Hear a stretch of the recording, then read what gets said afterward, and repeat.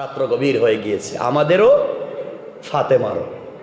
ফাতেমা রাত্রে গভীর মুসল্লা বিছাইয়ে দিয়েছেন, কারণ গভীর রাত্রে কেউ কথা না শুনলেও শুনবেন কে, কেউ না দেখলেও দেখবেন কে, আমার ব্যথা কেউ না বুঝলেও বুঝবেন কে? আল্লাহ তো আছেনই। আল্লাহ বলেছেন, গোলাম তুই কেমনে আমারে বইলা যাস, কেমনে আমাকে বইলা যাস? আমার রসুলকে বলছেন, আমাদের কথা বোঝাতে গিয়ে আমার রসুলকে আল্লাহ বলছেন আমি নিজেই তো প্রেম করি। আল্লাহ নিজে বলছেন আমি নিজে প্রেম করি আমার রসুলের সাথে। ইয়া আইয়ুহাল মুদ্দাসসির ইয়া আইয়ুহাল মুসাম্মিল কুম ফাআনজির ওয়া রাব্বাকা ফাকাব্বির ওয়া সিয়াবাকা ফাতাহহির। ও চাদরওয়ালা চাদর খোলো, ও হাবিবুল্লাহ কলিজার টুকরা বন্ধু, তুমি খাদিজাকে নিয়ে কম্বলের নিচে আরামে ঘুমাও। তোমার প্রেমিক আল্লাহ আরশে আজিমে, আল্লাহু আরশ ইস্তাওয়া। আমি আরশে আজিমে একা একা ভাল লাগে না, তুমি আয়েশাকে নিয়ে মজায় মজায় ঘুমাও। আমি প্রেম করে তোমার সাথে কথা বলতে চাই, সারা রাত জেগে আছি, একটাবার কথা বলবো। লা তাখুযুহু সিনাতুম ওয়ালা নাওম। আমি একটা মিনিট ঘুমাই না, একটাবার কথা বলতে চাই। উঠো, ঠান্ডা পানি দিয়ে ওযু করো, সিজদায় গিয়ে আমাকে একটাবার আল্লাহ বলে ডাক দাও। আমি আল্লাহর আরশে আজিমে থাকবো না, সাথে সাথে তোমার দরজায় হাজির হয়ে যাব। الكريم ونحن على ذلك من الشاهدين والشاكرين والحمد لله رب العالمين। আমার বন্ধুগণ, যারা আসতে পেরেছেন, যারা বসতে পেরেছেন, আল্লাহ পাক যাদেরকে বসবার সুযোগ করে দিয়েছেন, সকলে আওয়াজ করে বলেন এই জবান দিয়েছেন কে? সাউন্ড পাল্টি যায় কেন? পাতলা করে দিতে পারো না রিবাব দিয়ে? সাল্লি আলা মুহাম্মাদ ওয়া আলা আলি মুহাম্মাদ কামা সাল্লাইতা আলা ইব্রাহিম ওয়া আলা আলি ইব্রাহিম ইন্নাকা হামিদুম মাজিদ। আল্লাহুম্মা বারিক আলা মুহাম্মাদ ওয়া আলা আলি মুহাম্মাদ কামা বারাকতা আলা ইব্রাহিম ওয়া আলা আলি ইব্রাহিম ইন্নাকা হামিদুম মাজিদ। বালাগাল উলা বিকামালিহি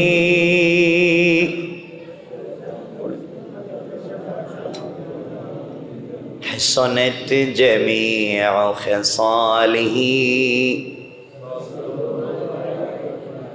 বালাগাল উলা বিকামালিহি কাশাফাত দুজা বিজামালিহি হাসানাত জামিউ খিসালিহি সাল্লু আলাইহি ওয়া আলিহি লা ইলাহা ইল্লাল্লাহ। জোরে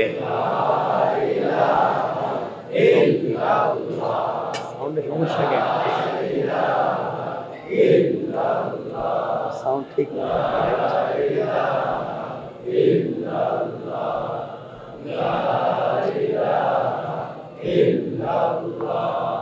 ঠিক করে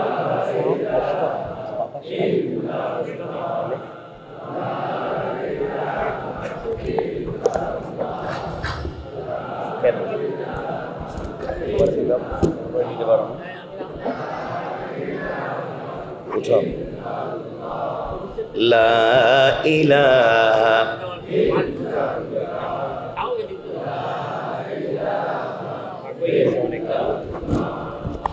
এটা নিচে দাও, এটা নিচে নাও।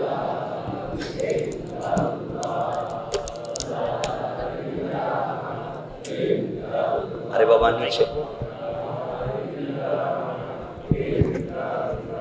জোরে লা ইলাহা যাই করো, এটা নিচে দাও, নিচে নিচে।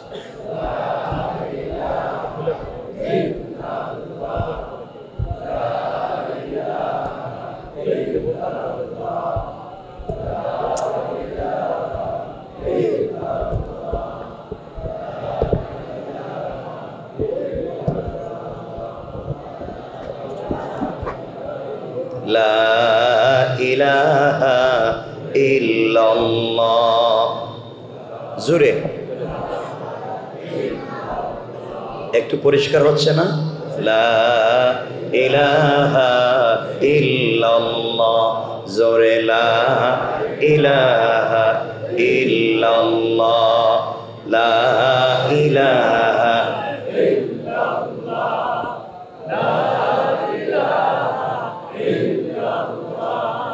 লা ইলাহা ইল্লাল্লাহ।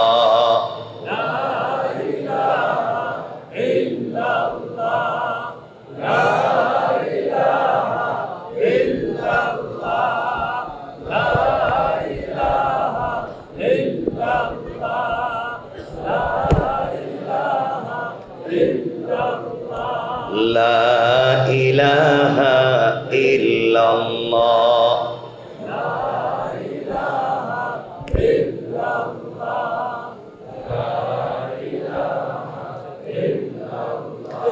লা ইলাহা ইল্লাল্লাহ মুহাম্মাদুর রাসূলুল্লাহ সাল্লাল্লাহু আলাইহি ওয়াসাল্লাম। আলহামদুলিল্লাহ, আল্লাহ পাক রব্বুল ইজ্জত ওয়াল জালালের শাহী দরবারে লাখো কোটি তার চাইতে হাজারো বেশি শুকর সুজুদ যে আল্লাহ রব্বুল ইজ্জত ওয়াল জালাল আজকের এই মোবারক দিন জলসায় আমাদেরকে একত্রিত করেছেন। উপস্থিত হযরত বুজুর্গ উলামায়ে কেরাম, মুরব্বিয়ানে আযম, পর্দার অন্তরালে অবস্থানরত আমার সম্মানিত শ্রদ্ধেয় মা ও বোনেরা, বিশেষ করে আগামী দিনের জাতির দিকপাল, ভবিষ্যৎ জীবনে জাতির কান্ডারি, কলিজার টুকরা ছাত্র, তরুণ, যুবক বন্ধুগণ, প্রোগ্রামের সভাপতি, এই মাদ্রাসার সুনামধন্য সভাপতি, উপস্থিত আমরা সকলে আল্লাহ পাকের শুকরগুজার হচ্ছি। রব আমাদেরকে সুযোগ দিয়েছেন, আসতে পেরেছি, সকলে পড়ছি আলহামদুলিল্লাহ। আর একটু আওয়াজ করে পড়ি আলহামদুলিল্লাহ। আপনারা সকলে ভালো আছেন? আল্লাহ পাক আমাদেরকে ভালো রাখবেন, বিশ্বাস করি তিনি ভালো রেখেছেন, ভবিষ্যতে আরো ভালো রাখবার আশা করছি। আমরা খুব বেশি কথা শুনবো না, রাত্র কম হচ্ছে না, বেড়ে যাচ্ছে। আমি কোরআনে কারীমের 19 নম্বর পারা 25 নম্বর সূরা আল ফুরকানের 65 নম্বর আয়াত থেকে কিছু পড়েছি। আল্লাহ তাআলা এখানে অল্প কথা বলেননি, অনেক কথা বলেছে। আমরা এটাকে ছোট করে শুনব ইনশাআল্লাহ। এই পৃথিবীতে আমরা যারা এসেছি, আমাদের ইচ্ছায় এসেছি? আপনারা এত আস্তে কথা বলেন, আপনারা কি মনে করেন এভাবে কথা বললে চলবো? না বলেন, যখন বলেন বলেন আপনারা এভাবেই কথা বলেন। এই যে দেখি পারেন। ভালোবাসা এক পক্ষ থেকে হয় না, ভালোবাসতে দুজন লাগে অথবা দুটো পক্ষ লাগে। কথা বলতে গেলেও দুজন লাগে অথবা দুটো পক্ষ লাগে। আমি একা একা যদি কথা বলেই যাই আর আপনারা যদি আমাকে সাপোর্ট না করেন, সহযোগিতা না করেন, তাহলে মনে হবে আমি পাগল। মানে পাগলেরাই তো একা একা কথা বলে। তো আপনারা কি আমাকে দেখে মনে হচ্ছে যে আমি পাগলই? মনে হচ্ছে আপনাদের? আমাকে সাপোর্ট দিতে পারবেন না ইনশাল্লাহ? লম্বা সময় থেকে মসজিদে বসে আছেন, খারাপ লাগতেছে বোধ হয়? একটু হাত তুলে দেখেন কার কার খারাপ লাগতেছে বলছিলাম। লম্বা সময় থেকে বসে রয়েছেন তো, মানে আপনাদের ট্রাই করলাম যে মনোযোগটা আসলে কোথায় আছে জানতে চাইলাম। অসুবিধা হচ্ছে না? খুব মনোযোগ দিয়ে শুনবেন, বেশি কথা বলবো না। এই পৃথিবীতে আমাদের জন্মটাই হচ্ছে মৃত্যুর কারণ। এই পৃথিবীতে মৃত্যুর সবথেকে বড় কারণ আমাদের জন্ম নেওয়া। আমরা যদি পৃথিবীতে জন্ম না নিতাম, আমাদের মরার কোনো ইতিহাসই ছিল না। সুতরাং এই পৃথিবীতে জন্ম নেওয়াটাই মৃত্যুর সবথেকে বড় আলামত। এখন আর বাঁচার কোনো পদ্ধতি নাই। জন্ম যেহেতু নিয়েই ফেলেছেন, আর বাঁচতে পারবেন না। কি বলেন আপনারা? আর বাঁচতে পারবেন না। এখন মরা লাগবেই, মরা যেহেতু লাগবেই, ওখানে কি নিয়ে যাবেন এই একটু চিন্তা করেন আপনারা। খুব সংক্ষেপ করে কথাগুলো বুঝবেন, কাগজ কলম থাকলে লিখে রাখবেন। এই পৃথিবীতে 100% কাউকে সন্তুষ্ট করতে পারবেন না। আপনি চাইলে আপনার জিন্দগি যদি 100 বছর আল্লাহ হায়াত দেয়, আর 100 বছর ইনকাম করে, ব্যবসা বাণিজ্য করে, মাথার গাম পায়ে ফেলে কাজ করে, আপনি আপনার স্ত্রীকে 100% খুশি করতে পারবেন না।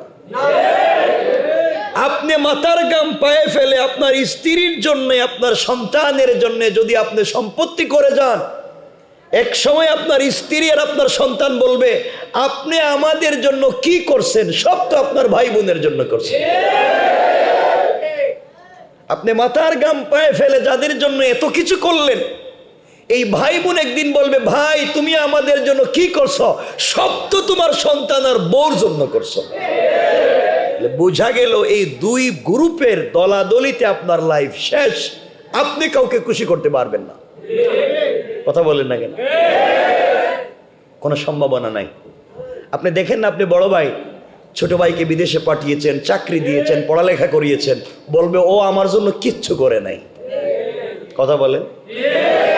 আপনি যদি বড় হন, আপনার মা বাপ বলবে, তুই আমার ছোট ছেলের জন্য কিচ্ছু করস নাই, সব তোর শ্বশুর বাড়ি করছস। ঘটনা হলো আপনি এমন একটা লাইফ ক্রিয়েট করলেন যে আপনি পুরো দিয়েই গেলেন, বিনিময়ে সবার কাছ থেকে কথা শুনলেন, কেউ আপনার উপরে খুশি হলো না। রব এটা দেখেননি, রব এটা দেখেননি। রব দেখতে দেখতে বলছেন, বান্দা আমি তোকে আমার হাত দিয়ে বানাইছি, মা তো মাত্র তোকে 10 মাস পেটে রাখছে, বাপ তোকে 30 বছর পিঠের উপরে রেখে মাথার গাম পায়ে ফেলে বড় করছে, কেউ তোরে বানায় নাই, বানাইছি আমার হাত দিয়া। সুতরাং বান্দা, কেউ তোর উপরে খুশি না হলেও, কেউ সন্তুষ্ট না হলেও, এ তো 70টা বৎসর মাকে মা ডাকলে, বাপকে বাপ ডাকলে, সন্তানদেরকে এত বড় করলে, কেউ খুশি হলো না। আর আমি যদি তোমাকে হায়াতে জিন্দেগিতে 100 বৎসর হায়াত দেই, 99 বৎসর 11 মাস 29 দিন নাফরমানি করো, একটা বারও আমি আল্লাহকে আল্লাহ বলে ডাকো না, একটা বারও আমার কথা স্মরণ করো না, হায়াতে জিন্দেগির বাকি আছে মাত্র 1 দিন অথবা 1 ঘন্টা, ওই সময় যদি একবার সেজদায় গিয়ে আমি আল্লাহকে আল্লাহ বলে ডাক দিতে পারো, সাথে সাথে 100 বৎসরের গুনাহকে মাফ করে, কেউ কথা না শুনলেও আমি শুনে তোমাকে আমার কুলে উঠাইয়া মাফের ওয়াদা দিয়ে দিলাম। রব তার নাম, রব তোমাকে খুঁজে। ওলামেরা শোনো, খুব লম্বা কথা বলবো না। আল্লাহ এই 2 চোখ দিয়ে আমাকে দুনিয়া দেখাইছে, পৃথিবীর জান্নাত খ্যাত রাষ্ট্রগুলাও দেখাইছে, কোনো শান্তি নাই। শান্তি একমাত্র রবের কদমে সেজদায়। কিয়ামতের সবথেকে বড় আলামত হচ্ছে 10টা। জিবরিল আমিনকে আল্লাহ এই পৃথিবীতে রাসূল পাকের কাছে, বিভিন্ন নবীদের কাছে জিবরাইলকে আল্লাহ পাঠিয়েছেন 1 বার, 2 বার, 3 বার। আর আমার রসুলের কাছে জিবরাইলকে পাঠিয়েছেন 24,000 বার। শেষ যখন রসুল পাকের সঙ্গে জিবরাইলের দেখা হয়, জিবরাইল বলছেন, জিবরাইলকে রসুল পাক বলছেন, শোনো ভাই, আর কোন দিন আসবো আমি জানি না। জিবরাইল বলছেন, আর কোনোদিন আসবোই না। তখন বলছেন, আমার মন চায় আমার পরে কি আর কোনোদিন পৃথিবীতে আসবা?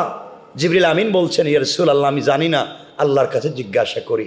আল্লাহর কাছে জিজ্ঞাসা করলেন, আল্লাহ বলেন, জিবরাইল রাসূল পাকের পরে তোমাকে আমি আরো 10 বার পৃথিবীতে পাঠাবো কিয়ামতের আগে।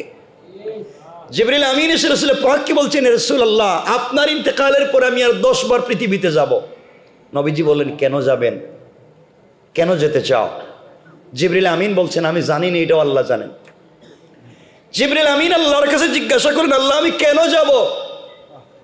আল্লাহ বললেন, এই পৃথিবীর থেকে দামি দামি 10টা জিনিস উঠাইয়া নেওয়ার জন্য যাবেন। কয়টা জিনিস? দামি দামি 10টা জিনিসকে উঠিয়ে নেওয়ার জন্য তোমাকে পৃথিবীতে পাঠাবো।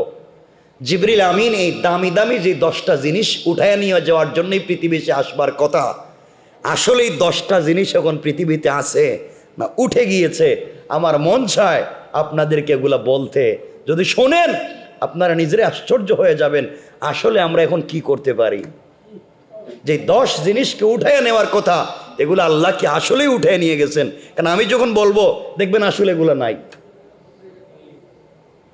সুতরাং আমি যে বসে আছি, এই যে আপনারা দাড়ি রাখছেন আমিও রাখছি, আপনারা টুপি পরছেন আমিও পরছি, আপনারা পাঞ্জাবি পরছেন আমিও পরছি, আপনাদের তসবি আছে হয়তো আমার নাই, তো আমরা হয়তো এগুলা নিয়ে বসে রয়েছি ভাবভঙ্গি ধরে জান্নাতে যাওয়ার জন্য।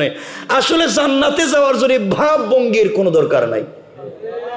এই ভাবভঙ্গি, দাড়ি টুপি জুব্বা পাগড়ি পাঞ্জাবি এগুলা ভাব ধরে জান্নাতে যাওয়া যাবে না। যদি দিলে আল্লাহর তাওহীদ আর রাসূলের ভালোবাসা না থাকে, এই পোশাকই আপনাকে জান্নাতে নিবে না। রাসূল পাকের অনেক সাহাবী ছিলেন যাদের কাপড় ছিল না, বউ এবং স্বামী মিলে পোশাক ছিল একটা। স্বামী যেটা পরতেন স্ত্রী ওটাই পরতেন, দুজন মিলে একটা কাপড়, আর কোনো কাপড়ও নাই, থাকবার কোনো ঘর নাই, গড়তে থাকেন। এরপরে আল্লাহ তাদেরকে দুনিয়া জান্নাতের সার্টিফিকেট দিয়েছেন। বোঝা গেল ভাবভঙ্গি শুধু জান্নাতের কারণ নয়, আপনাকে আমাকে জান্নাতে যেতে হলে দিলে লাগবে তাওহীদ আর রিসালাত। আজকে ইবাদতে স্বাদ পাই না। আমি আপনাদেরকে বলেছিলাম যে কথার থেকে সংক্ষেপ করে মনোযোগ দিয়ে শুনবেন। আল্লাহকে সন্তুষ্ট করা কোনো জিনিস দিয়ে এই পৃথিবীর মানুষকে সন্তুষ্ট করা যায় না। রব বলছেন তিনি খুশি হন এক জিনিসে, সেটা হচ্ছে সেজদা। সেটা কি? কথাগুলো মনোযোগ দিয়ে শোনেন আমার মুসলমান বন্ধুগণ, গভীর মনোযোগ। এই দুনিয়ার জমিনে আল্লাহ রাব্বুল ইজ্জত ওয়াল জালাল সৃষ্টির মধ্যে সর্বপ্রথম জিবরিল আমিনকে সৃষ্টি করলেন। স্রষ্টা হিসাবে আল্লাহ আছেন, আর জিবরিল আমিন আছেন, আর কোনো জিনিস বানান নাই। এবার জিবরাইল আল্লাহকে বলছেন, আল্লাহ তাআলা আপনার কাছে আমি জানতে চাই, এই দুনিয়ার জমিনে কোনোদিন আপনাকে অসন্তুষ্ট করতে চাই না। যতদিন পর্যন্ত আপনি থাকবেন আর পৃথিবী থাকবে, ততদিন আপনি আমার উপরে সন্তুষ্ট থাকবেন। কি করা লাগবে? আয় আল্লাহ তাআলা, আমি চাই না কোনোদিন আপনি আমার উপরে বেজার হয়ে যান, আমি চাই না কোনোদিন আমার উপরে নাখুশ হয়ে যান। আমি চাই যতদিন থাকবো ততদিন আপনাকে খুশি রাখতে।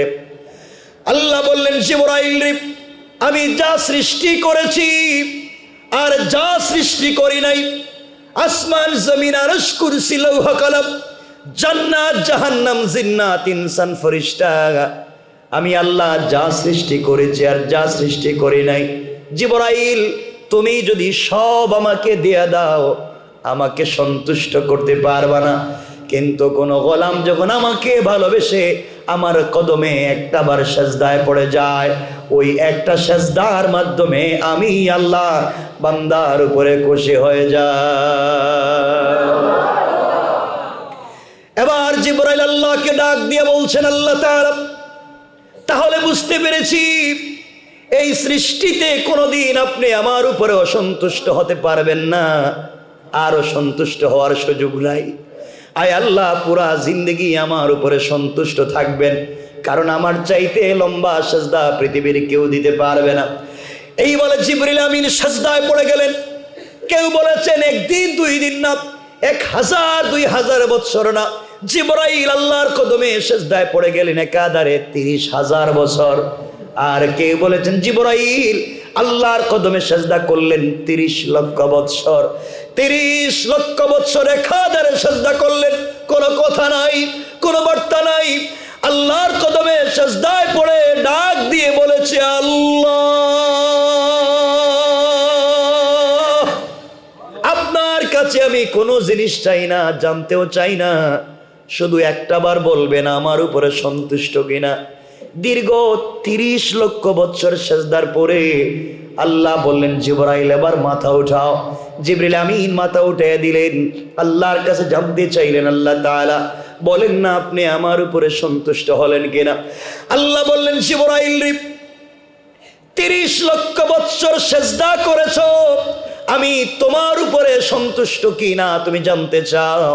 জিবরাইল প্রশ্নের জবাব জানবার আগে আমার আরশে আজিমের স্ট্রাকচার ডিজাইনের দিকে তাকাও, আরশে আজিমের দিকে একটাবার লক্ষ্য করো, ওখানেই হয়তো তোমার প্রশ্নের জবাব রয়েছে।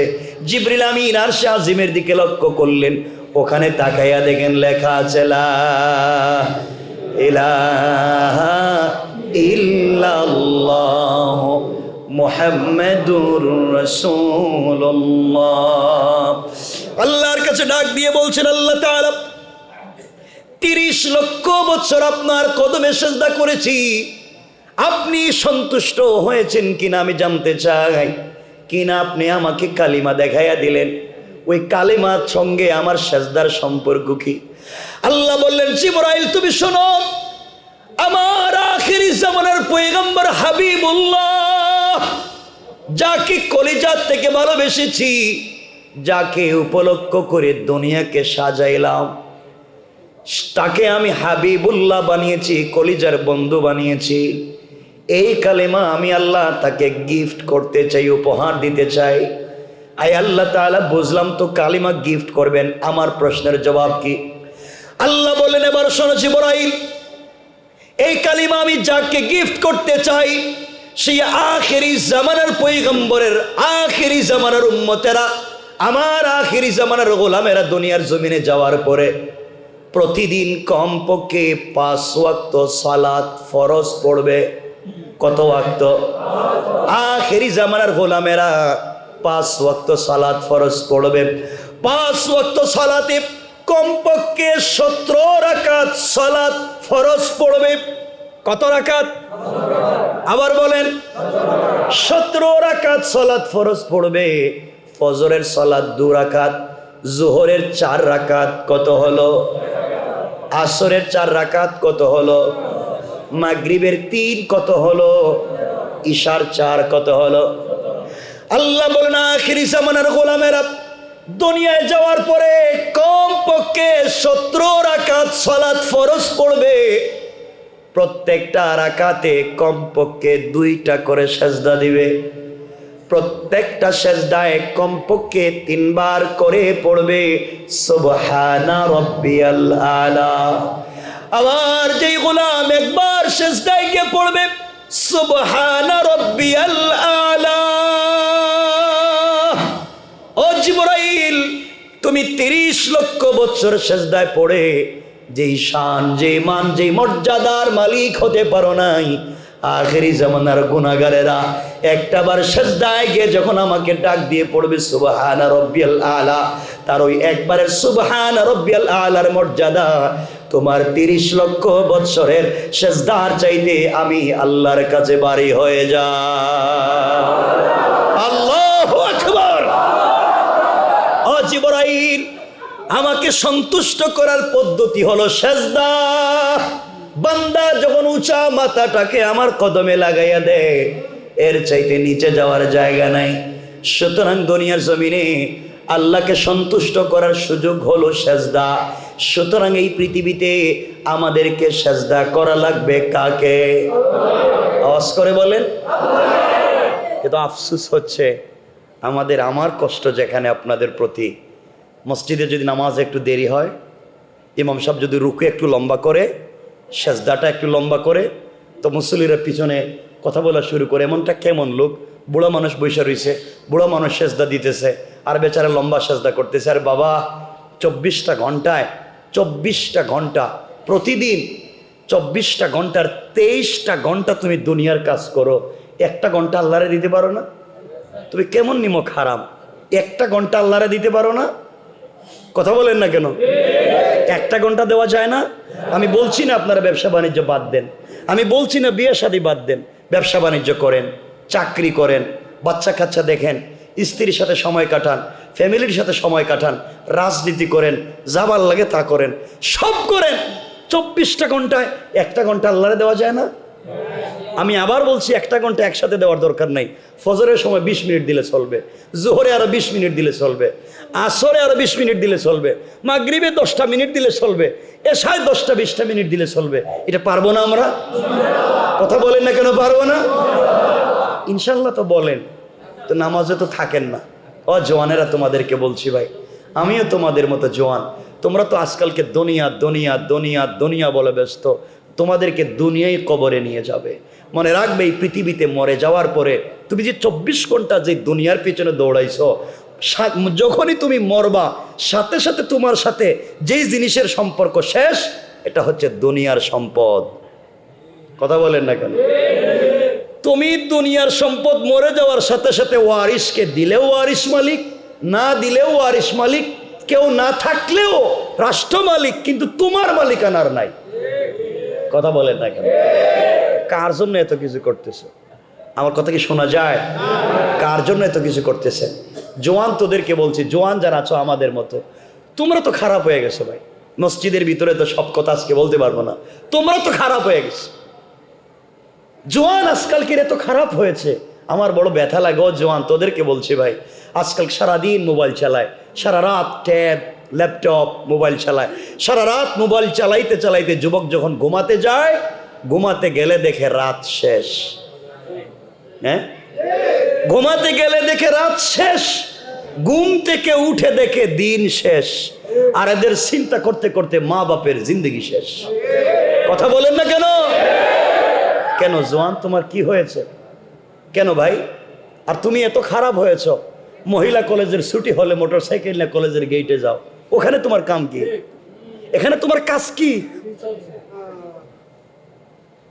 এরপরে যুবকেরা মসজিদে নামাজে চলে আসে পকেটে ফেন্সিড ইয়াবা নিয়া। কথা বলেন না কেন? ইয়াবা খায়, বাবা খায়, কি হয়ে গেল এই যুবকের? এরপরে চুল কাটে, দেখবেন বাংলা লিঙ্ক কাটিং চুল কাটে, বাংলা লিঙ্ক, এখানে চুল নাই, ওখানে চুল নাই, ওখানে নাই, সব খালি মধ্যখানে রাখিয়া দিচ্ছে, মনে হয় ছাগল ঘাস খাইয়া মাঝখানে জমা করে থুইছে। কথা বলেন না কেন? কি শুরু করছে তোমরা এগুলো? কি আল্লাহর কাছে কি জবাব দিবা গিয়া?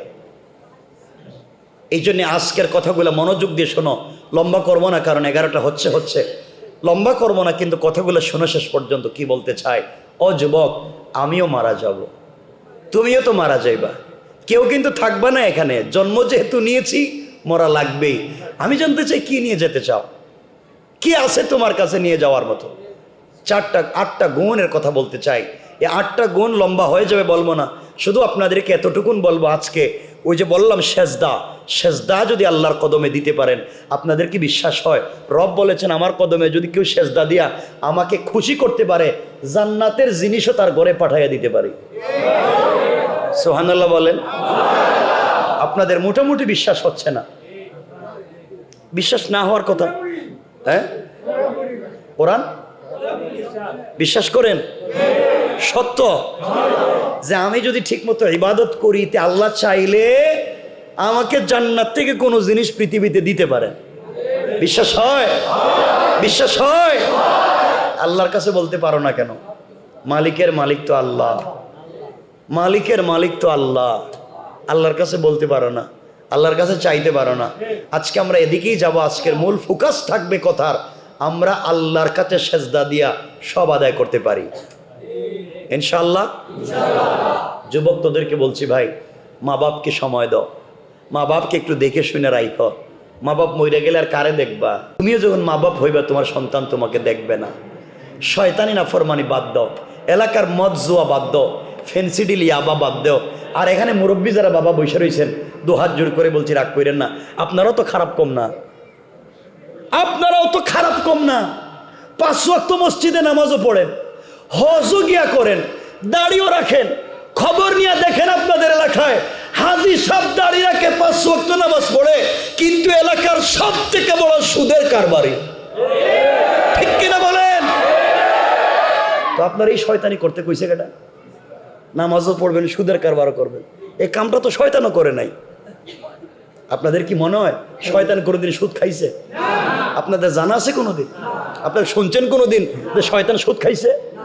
এই ওয়াজ আশা করি কেউ করবে না যে শয়তান সুদ খাইছে। এখানে অনেক মুরব্বী হয়তো বৈশা রয়েছেন, রাগ করেন না।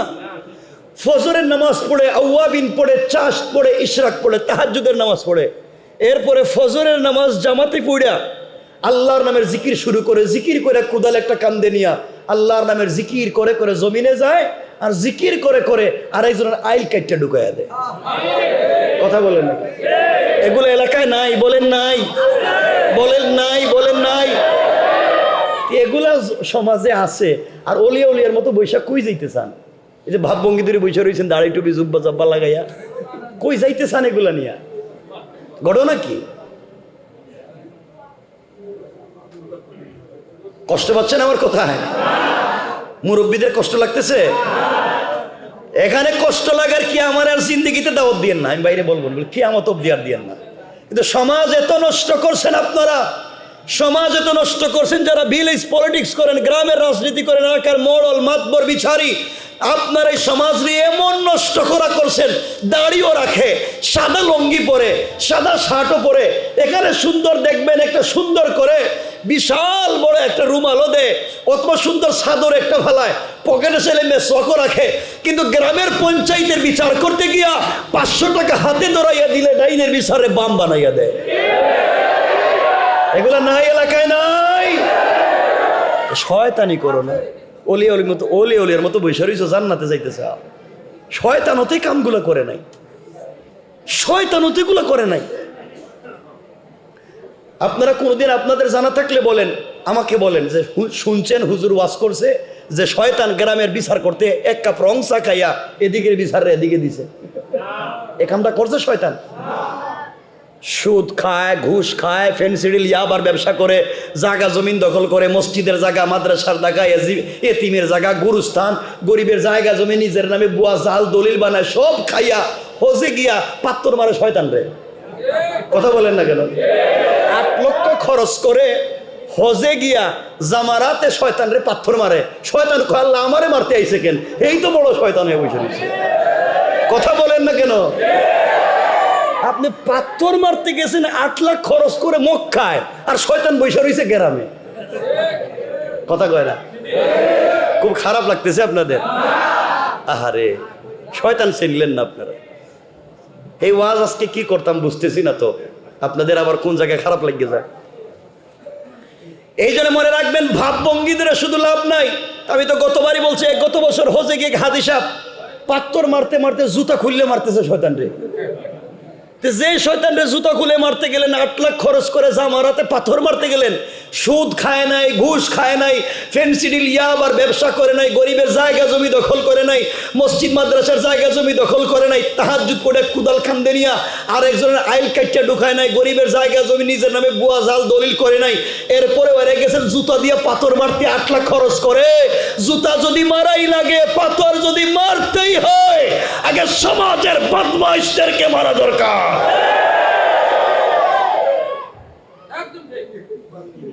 সমাজটা খায়া বসে রয়েছে, আর পাথর মারতে 8 লাখ খরচ করে মক্কায় গেছেন। শয়তান হতেই কামটা করে না। আল্লাহর ওয়াস্তে এগুলা বুঝো।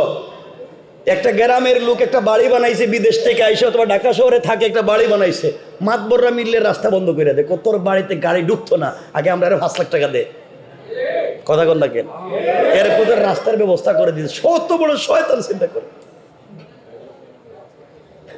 আল্লাহ আমাদেরকে হেফাজত করুক। কষ্ট পাইতেছেন আপনারা? কথাগুলো শুনেন। খালি জিকির করবেন, তসবিহ পড়বেন, জান্নাতে চলে যাইবেন, কাজ হবে না। কারণ শোনেন, কেন বললাম এই যে তসবিহ, আপনার দাড়ি আছে, আমারও আছে। এই সমাজের বহুত হিন্দু বাইরাও দাড়ি রাখে, নাইনি দাড়ি? হিন্দুদের আসেনি? আসেনি? তা আমারও আছে, তারও আছে, তো সমস্যা কি? আপনার টুপি আছে, আমারও আছে, শিখেরাও তো টুপি পরে, আসেনি? পাগড়ি আসেনি? আপনি বড় রুমাল দিয়া বড় শায়েখের মতো লম্বা জুব্বা পরে বসে থাকবেন। ইহুদিরা সব থেকে, দুনিয়ার সব থেকে লম্বা জুব্বা পরে ইহুদিরা, সব থেকে সুন্দর রুমাল দেয় মাথা ইহুদিরা। কথা কন না কেন? ভাব আপনি কি ধরছেন? হেরাও তো ভাব ধরছে। আপনি তসবি পড়েন, ব্রাহ্মণ যারা আছে সমাজের, ব্রাহ্মণ, হিন্দুদের ব্রাহ্মণ, তারাও তো তসবি পড়ে। দেখছেনি তসবি? হেরা কিন্তু দেখাইয়া পড়ে না। হাতে আগে একটা কাপড়ের ব্যাগ নেয়, ও ব্যাগে হাত ঢুকাইয়া পড়ে, তো যাই পড়ে এটাই পড়ে। তা আপনি তো দেখাইয়া পড়েন, হে তো গোপনে পড়ে। কথা বলেন নাকি? আমি তো দেখাইয়া পড়ি, হে তো গোপনে পড়ে। ভাব তো হে বেশি ধরছে।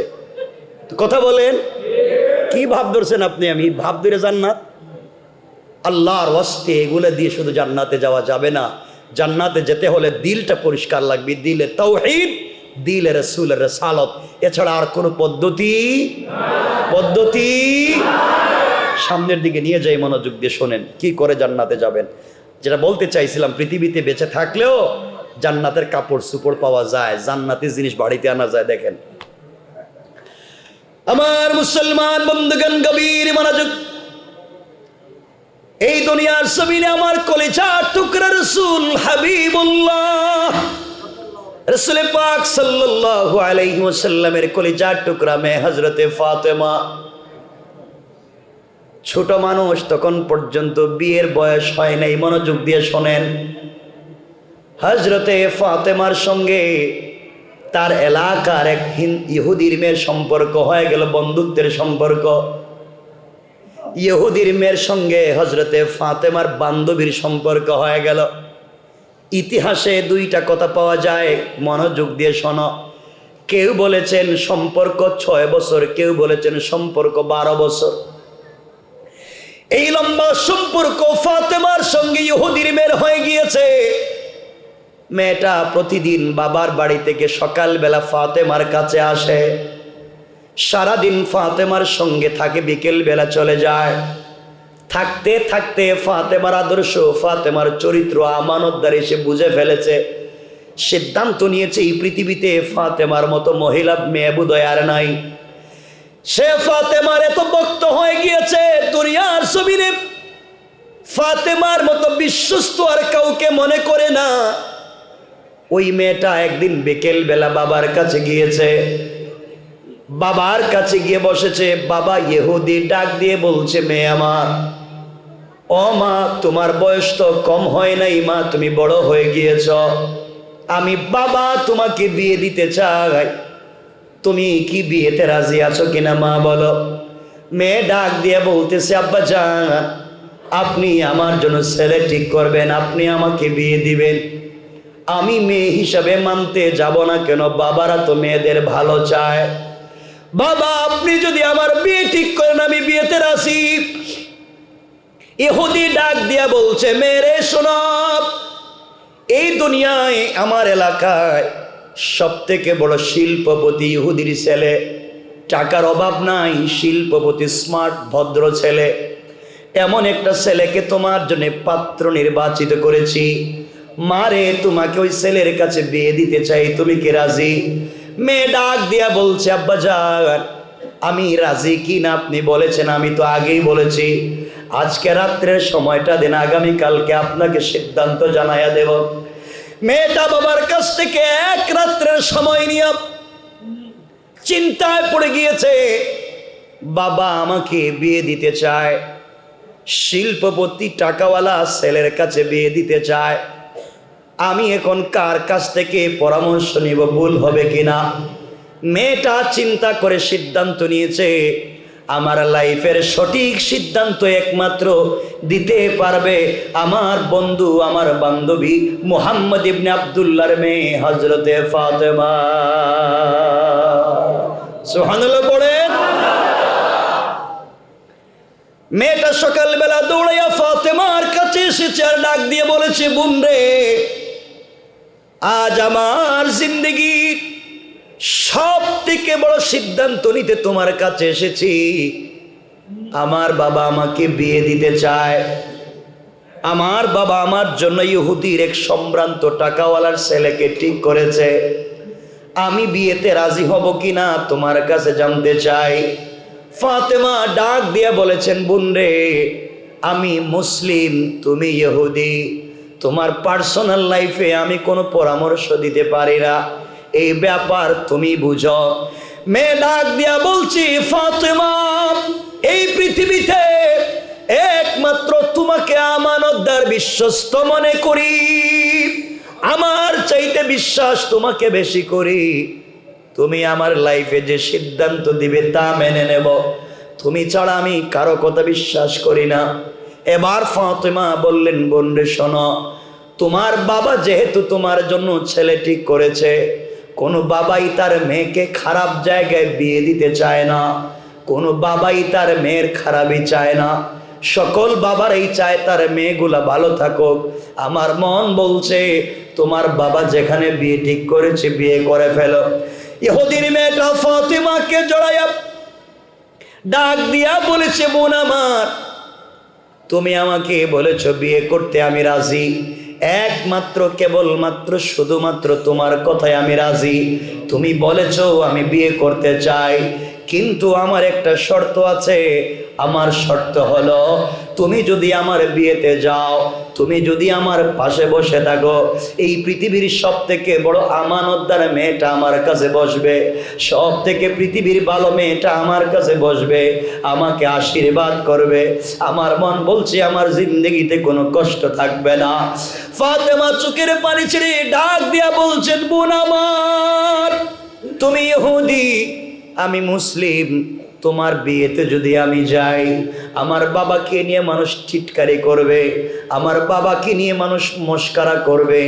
মুসলমান হয়ে কেমনে ইহুদির মেয়ের বিয়ে বাড়িতে গেলাম, আর তোমার বাড়িতে যারা আসবে আমাকেও নিয়ে টিটকারি করবে, তোমার বাপকেও গালি দিবে, এই জন্যে আমি তোমার বিয়েতে যেতে পারবো না।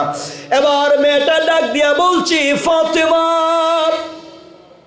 12 বৎসর থেকে তোমাকে আমি চিনি, তোমার কথার উপরে আমি আমার লাইফের সিদ্ধান্ত নিয়েছি। এখন তুমি যদি আমার বিয়েতে না যাও, আমি কিন্তু কঠিন সিদ্ধান্ত নিতে পারি। বলো না, আপনি ফাইনাল সিদ্ধান্ত জানান। ফাতেমা বললেন, আমি যেতে পারবো না। মেয়ে ডাক দিয়া ফাতেমাকে বলছে, শোনো বোন, তুমি যদি আমার বিয়েতে না যাও, আমি এই পৃথিবীর কোনো ছেলেকে কোনোদিন বিয়ে করব না। আল্লাহু আকবার। ভালো মানুষের সাথে থাকলে খারাপ মানুষও ভালো হয়ে যায়। কথা বলেন না কেন? ইহুদির মেয়েটা, এই ছেলেরা তোমরা যে খারাপ, ওয়াজে যাইতেছি না আজকে। ইহুদির মেয়েটা বাবার কাছ থেকে একদিনের সময় নিয়ে ফাতেমার কাছে এসেছে তার লাইফের সিদ্ধান্ত নিতে। আর আমাদের দেশের মেয়েদেরকে যদি বাপ বলে, মা আমি তোমার জন্য একটা স্মার্ট ছেলে ঠিক করেছি, তার বাড়ি আপনাদের এই গ্রামে ধরেন, এটা ভদ্র একটা ছেলে ঠিক করেছি, খুব পয়সাওয়ালা ভালো ছেলে, তুমি কি বিয়েতে রাজি? মেয়ে বলবি, বাবা আপনি কি বলছেন, I am sorry, don't disturb বাবা, আমাকে বলে ডিস্টার্ব করবেন না, আমি ম্যাচিউর, আমি এখন ইউনিভার্সিটিতে পড়ি, আপনি আমার জন্য ছেলে ঠিক করেছেন? আমি তো 5 বছর আগে বল্টুর ছেলের সাথে প্রেম করি। কথা বলেন, তুমি এখন আমার জন্য ছেলে ঠিক করছো, আমি তো 5 বছর আগে কাম সাইরে লইছি। কথা বলেন না কেন? আছে না নাই? যেই মা জন্ম দিল, যেই বাবা 30-40 বছর মাথার গাম পায়ে ফেলে খাওয়াইলো, সব বাদ দিয়া কি যে ধুলি পড়া দে ছেলেরা 2-4 দিন টেলিফোনে কথা বলে গাট্টি বুঝকলিয়ে জায়গার সাথে ভাগ্যা জায়গা। কথা বলেন না কেন? এই কাজ কইরো না, এই কাজগুলো কইরো না, এগুলো হারাম কাজ। এ পথে যাইও না।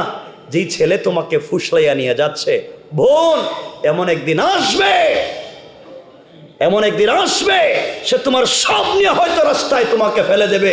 আর যুবকদেরকে বলছি, জোয়ান, তুমি যেই মেয়ের প্রেমে পড়েছ, হয়তো স্মার্ট একটা মেয়ে, বিউটিফুল একটা মেয়ে, এক্সট্রা অর্ডিনারি করা তার চেহারা একটা মেয়ে, জোয়ান তুই জানিস না, যার সাথে প্রেম করে মা বাবার সঙ্গে কথা বলিস না, যার সাথে সম্পর্ক করতে গিয়ে ফেন্সিডিল ইয়াবা ধরলে, যার সাথে সম্পর্ক করতে গিয়ে পড়ালেখা বাদ দিলে, যুবক তুই জানিস না, কসম রব্বে পাকের জাতের আল্লাহর ঘর মসজিদে বলছি, যেই মেয়ের সাথে 5 বছর সম্পর্ক করলে, ওই মেয়ে যদি আগামীকালকে ঘুম থেকে উঠে তোমার চাইতে স্মার্ট, তোমার চাইতে টাকাওয়ালা 12-একটা ছেলে তোমার চাইতে স্মার্ট আর একটা ছেলেকে পায়, হয়তো ঘুম থেকে উঠে তোমাকে ভুলে যেতে 1 মিনিটে সময় লাগবে না।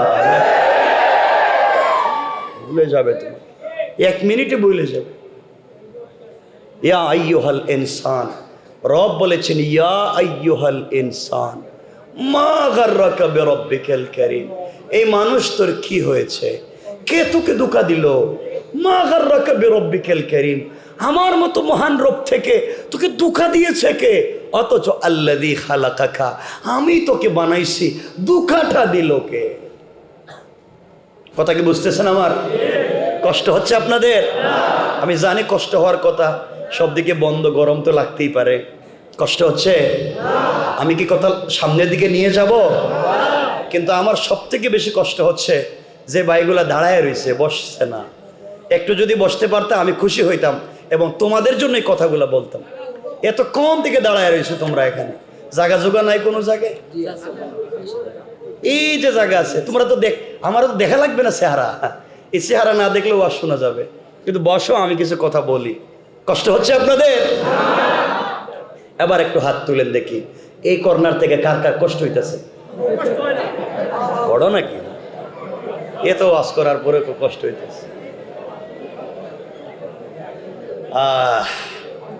মেয়েটা ফাতেমার কাছে এসে বলছে, বোন তুমি যদি আমার বিয়েতে না যাও আমি বিয়ে, কথা বলেন, বিয়ে।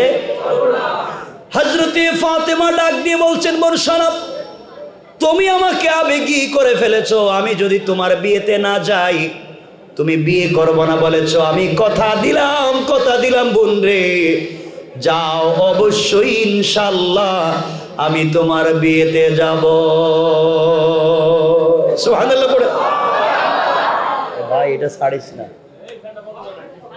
আচ্ছা শোনো ভাই, আচ্ছা শোনেন, আমার কথা শুনলেই চলবে, একটু শুনেন, একটু কথা বন্ধ করো।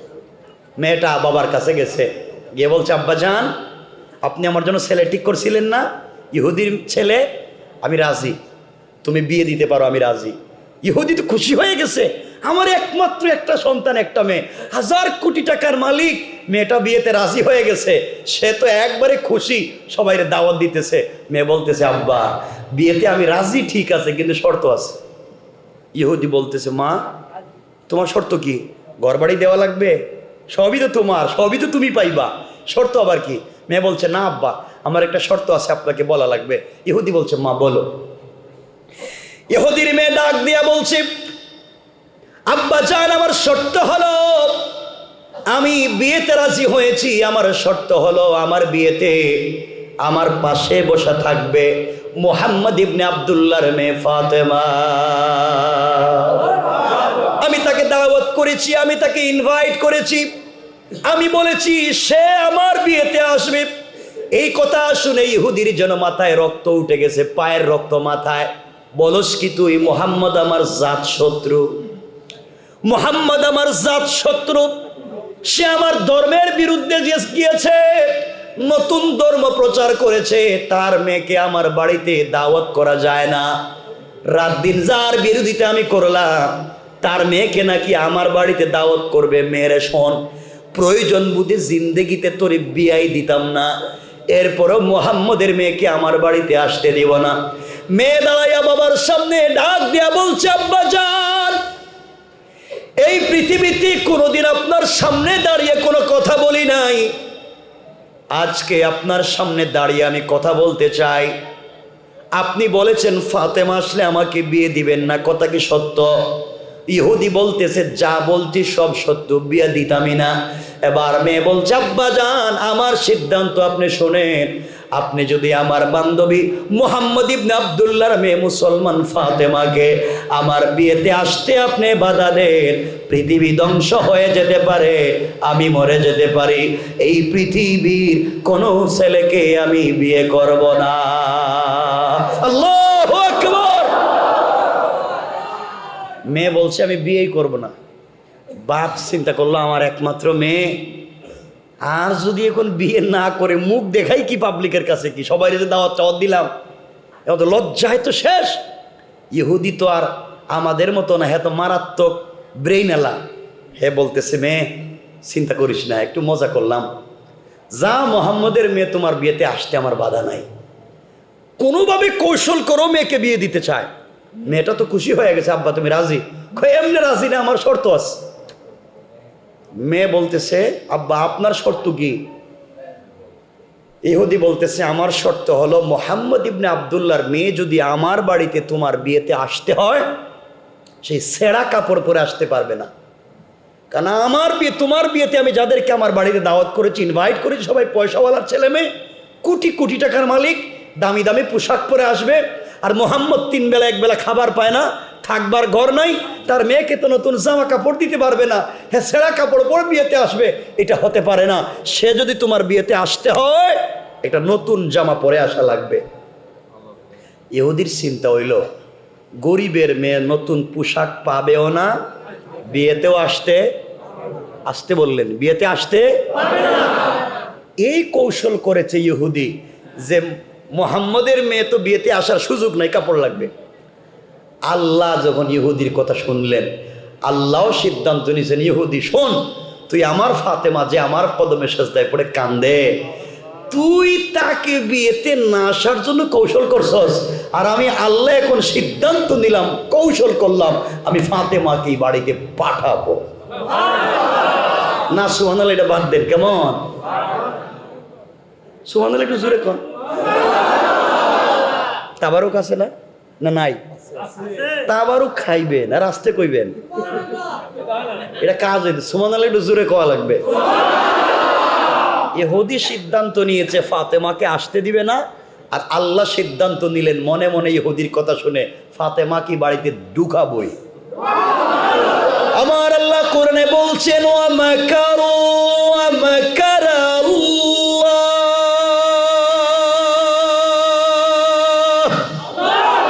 ওয়াল্লাহু খায়রুল মাকিরিন।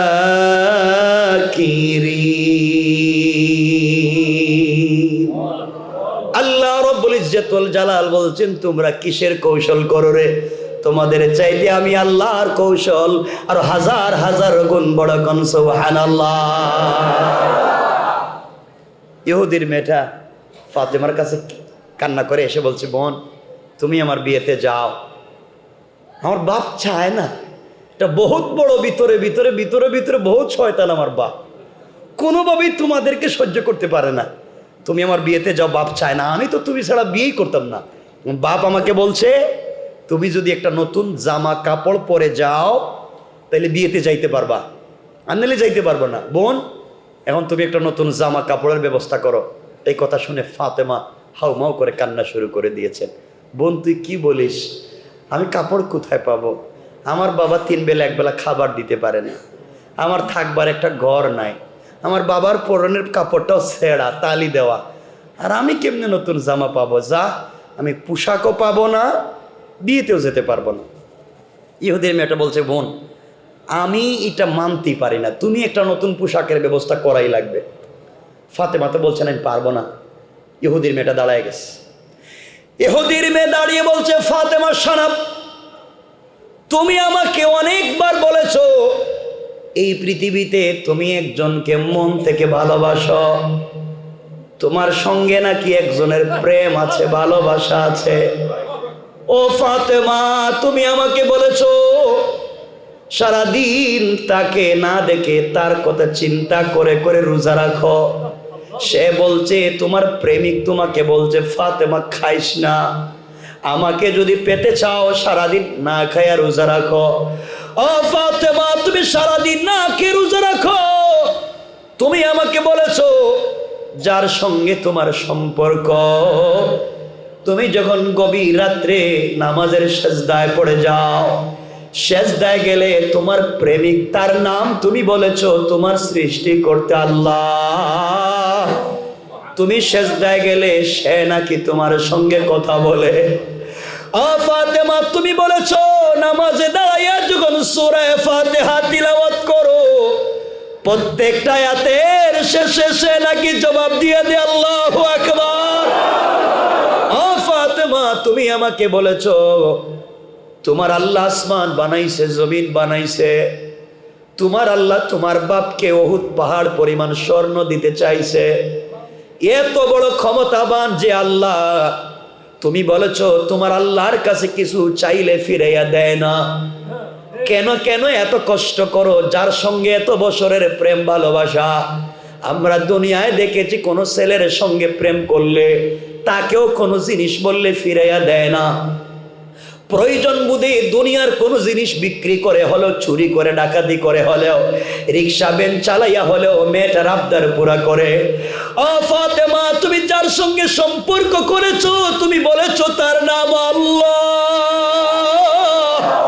সে আল্লাহর জন্য পাগল হয়েছো, যার কদমে সেজদা দিয়ে কান্না করো।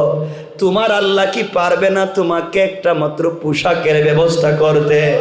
আমার মন বলছে ফাতেমা, তুমি যদি তাকে বুঝাইয়া বলতে পারো, অবশ্যই তোমার একটা কাপড়ের ব্যবস্থা হয়ে যাবে। ফাতেমা যখন আল্লাহর কথা কথা শুনলেন আর নিজেকে সামলিয়ে রাখতে পারলেন না, চোখের পানি ছেড়ে ইহুদির মেয়েকে জড়াইয়া বলছেন, বোন রে বাড়িতে চলে যা, আমি কথা দিলাম ইনশাল্লাহ আমি তোমার বিয়েতে যাব এবং এই পৃথিবীর সব থেকে দামি কাপড় পরে যাব। আল্লাহু আকবার বলে। সম্পর্ক করো, ওখানে রবের সাথে সম্পর্ক করো, সব আদায় করে নিবা, সব সব সব পেয়ে যাবা। মেয়েটা বাবার কাছে পৌঁছে গিয়েছে, বাবাকে ডাক দিয়ে বলেছে, আব্বা জান আমার বিয়েতে মোহাম্মদ ইবনে আব্দুল্লাহর মেয়ে আসবে বলছে।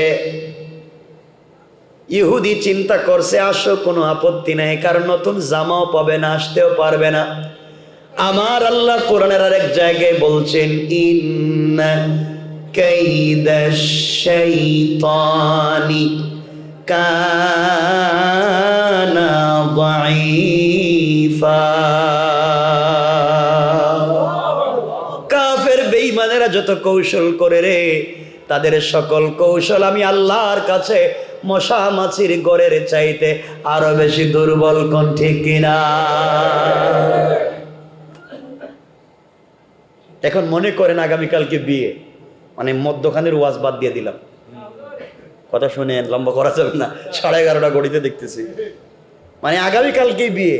এখন বিয়ের আগে তো কাপড় কিনতে হইব, জুতা মোজা কিনতে হইব, আরো কত কিছু কিনে লাগবে না, দাওয়াত দেওয়া লাগবে, আরো কত কিছু, সব বাতিল, আজকের মতো বাদ, ডাইরেক্ট বিয়াতে আমার জায়গা। আগামীকালকেই বিয়া। কোন দিন? ইহুদির মেয়েটা বিকেলবেলা ফাতেমার কাছে এসে বলছে, বোন আগামীকালকে না আমার বিয়ে, তোমার কাপড়টা দেখি। ফাতেমা বলছেন, আমি তো ভুলেই গেছি, কালকে যে তোমার বিয়ে এই কথা তো আমি ভুলেই গেছি, মনে নাই। মেয়ে বলছে, বোন তুমি বিয়েতে না গেলে আমি তো কালকে মারাই যাব। ফাতেমা বলছেন, শোনো টেনশন কইরো না, তুমি যাও, এখনো 1 রাত বাকি আছে। আল্লাহু আকবার বললেন না? এখনো 1টা রাত বাকি আছে, আর আমার ঘরে তো আকাশের চন্দ্র সূর্য পূর্ণিমা বৈশা রয়েছে, আমার কলিজার টুকরা আব্বা। আল্লাহু আকবার, যাও। আমার বিশ্বাস আগামীকালকের ভিতরে পোশাকের একটা ব্যবস্থা হয়ে যাবে।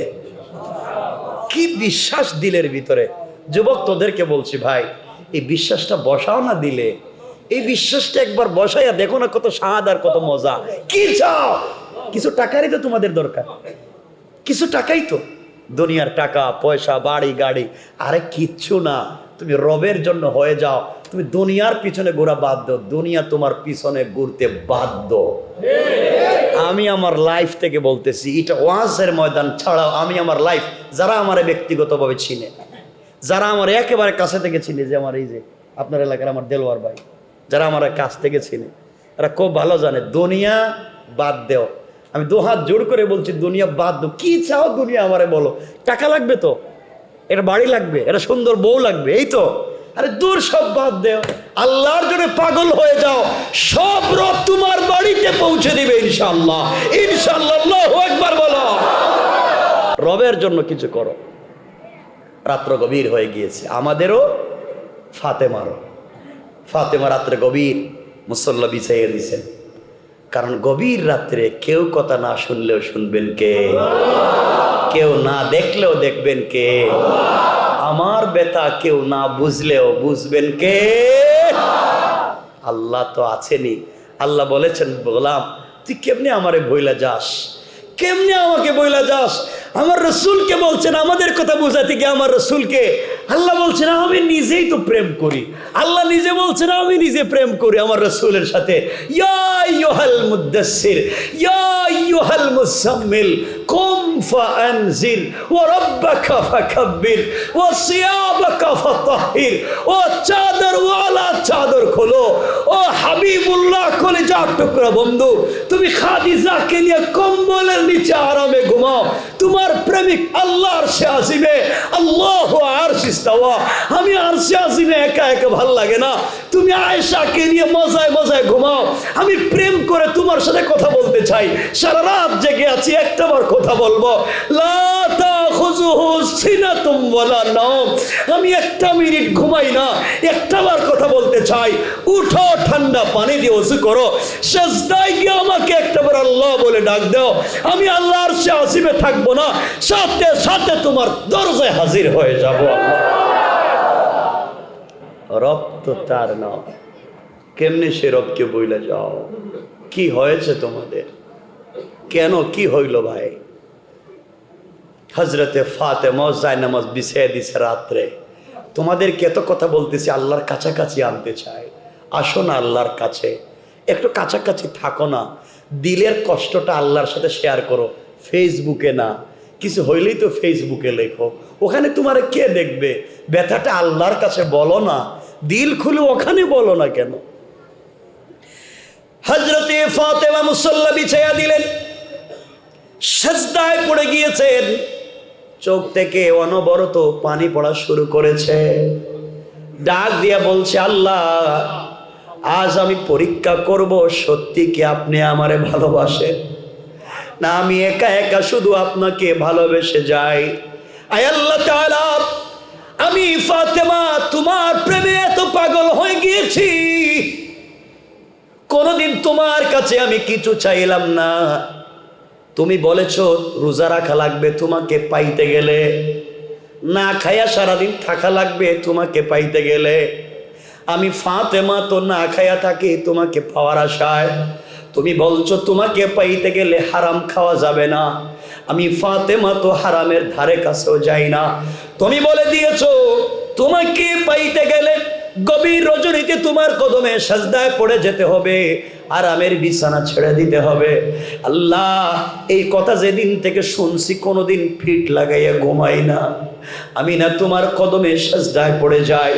ও আল্লাহ, তুমি না আমাকে কত কিছুই দুনিয়ায় দিতে চাইছিলাম, বাপ বলছে সব জেড়ে ফেলে দিয়েছি, ইন্তেকালের পরে তোমাকে পেতে চাই।